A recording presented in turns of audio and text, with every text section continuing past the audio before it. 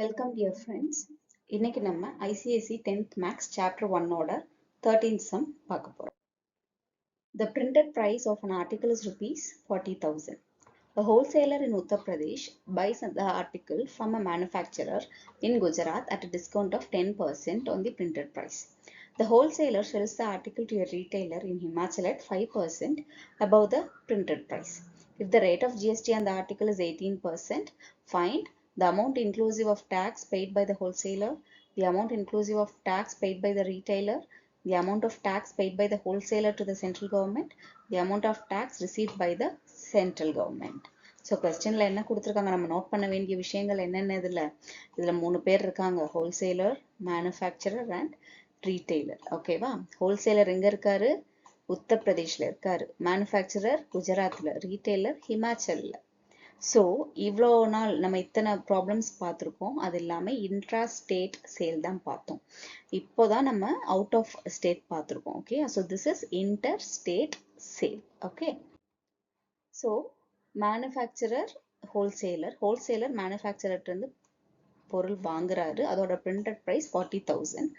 எவ்வளோ டிஸ்கவுண்ட்ல வாங்குறாரு? 10% டிஸ்கவுண்ட்ல. ஜிஎஸ்டி எவ்வளவு? 18%. நம்ம இன்டர் ஸ்டேட் சேல்னு சொன்னனால இதுல சிஜிஎஸ்டியும் வராது, எஸ்ஜிஎஸ்டியும் வராது, ஒன்லி ஐஜிஎஸ்டி மட்டும்தான் நம்ம கண்டுபிடிக்க போறோம். ஓகேவா?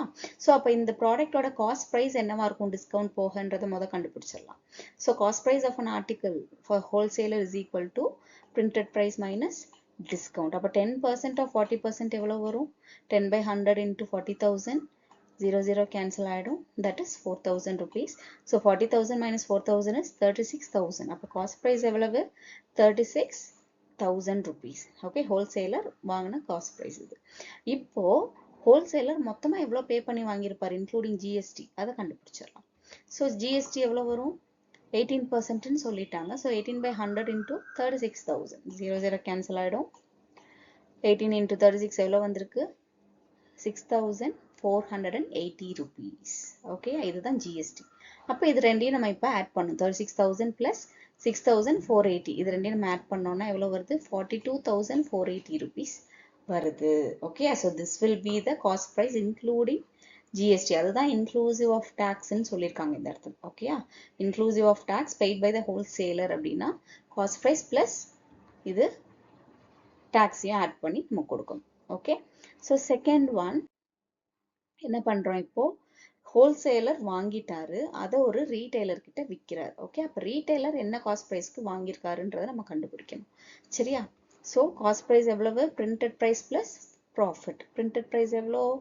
40,000 plus 5% of 40,000 கொடுத்துட்டாங்க. அப்போ 5%னா எவ்வளோ வரும்? 2,000 rupees. இப்போ 40 plus 2,000 is 42,000 rupees. அதுதான் நம்மளோட காஸ்ட் ப்ரைஸ். அதே மாதிரி இங்கேயும் நம்ம என்ன பண்ணணும்? இன்க்ளூசிவ் ஆஃப் டாக்ஸ் கண்டுபிடிக்கணும். ஓகேயா? ரீட்டைலர் மொத்தமா எவ்வளோ பே பண்ணியிருக்காரு இன்க்ளூடிங் டாக்ஸ் அப்படின்னு கண்டுபிடிச்சோம்னா இந்த 42,000க்கு ஜிஎஸ்டி அப்ளை பண்ணணும். So 18/100 into 42,000. 0 cancel ஆயிடும். So tax is 7,560 rupees. அப்போ 42,000 plus 7,560 gives 49,560 rupees.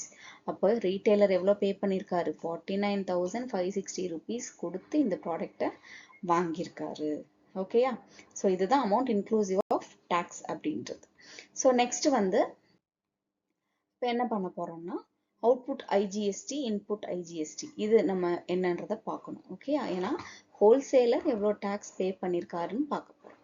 Wholesaler central கவர்மெண்ட்டுக்கு எவ்வளோ டேக்ஸ் பே பண்ணியிருக்காரு, tax payable, that is nothing but output IGST minus input IGST. Okay, so output IGST எவ்வளோ? 7,560.